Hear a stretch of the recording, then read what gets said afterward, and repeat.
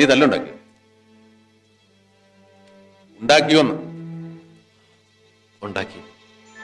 ആവശ്യമില്ലാതെ വഴക്കുണ്ടാക്കരുതെന്ന് നിന്നോട് ഞാൻ പറഞ്ഞിട്ടില്ലേ? സഹിക്കാൻ നിവൃത്തിയില്ലാത്തതുകൊണ്ട് ചെയ്താണ് സാർ. ഇത്ര സഹിക്കാൻ പറ്റാത്ത എന്താ അവിടെ ഉണ്ടായത്?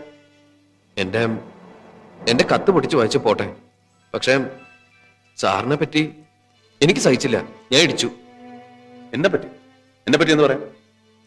സാറിനെ അവൻ അവൻ കടുവാന്ന് വിളിച്ചു. പിന്നെ ഞാൻ ഒന്നും ആലോചിച്ചില്ല, ഇടിച്ച് ശരിപ്പെടുത്തി കളഞ്ഞു. അതിന് ഇടിക്കേണ്ട കാര്യമൊന്നുമില്ലായിരുന്നു. അല്ല സാർ, ഞാൻ ആദ്യം പറഞ്ഞു കടുവാന്ന് വിളിക്കരുതെന്ന്. കടുവാന്ന് വിളിച്ചാൽ കടുവയാവുമെന്ന് അവർ ചോദിച്ചു. കടുവാന്ന് വിളിച്ചാൽ കടുവയാവില്ലേ, പിന്നെ കടുവാന്ന് എന്തിനു വിളിക്കണം എന്ന് പറഞ്ഞു. അപ്പൊ അവർ പറഞ്ഞു കടുവയുടെ സ്വഭാവം കാണിച്ച കടുവാന്ന് വിളിക്കുന്നു പറഞ്ഞു. അപ്പൊ ഞാൻ പറഞ്ഞു സാർ കടുവയല്ല എന്ന് പറഞ്ഞു. അപ്പൊ അവർ പറഞ്ഞു സാർ കടുവയാണ് എന്ന് പറഞ്ഞു. ഇനി കടുവാന്ന് വിളിച്ചാൽ എന്നെ ഇടിക്കുന്നു പറഞ്ഞു. അപ്പൊ അവര് പിന്നെ കടുവയാണ് എന്ന് പറഞ്ഞു. അപ്പൊ ഞാൻ പറഞ്ഞു കാട്ടിലാണ് കടുവന്ന്. അപ്പൊ പറഞ്ഞു നാട്ടിലെ കടുവയാണ് ഈ കടുവന്ന് ഇനി കടുവന്ന് വിളിച്ചാൽ ഞാൻ തെറ്റ് ചെയ്ത സ്ഥിതിക്ക് ശിക്ഷിക്കാതിരിക്കാൻ പറ്റില്ല. പലതവണ നിന്നെ ഞാൻ വെറുതെ വിട്ടതാ. ഇത്തവണ അത് പറ്റില്ല.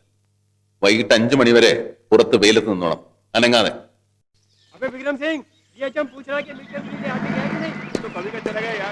ഇന്ന് സാറ് പട്ടിണിയാണേ. മുട്ടയില്ല, പാലില്ല, വിസ്കിയില്ല, സോഡയില്ല. എന്നെ ഇവിടെ ഇങ്ങനെ നിർത്തിയാല് അടുക്കള പുകയില്ല.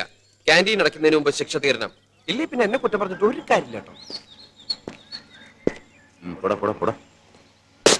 സാർ അത് നടക്കും. കാല് മടങ്ങി.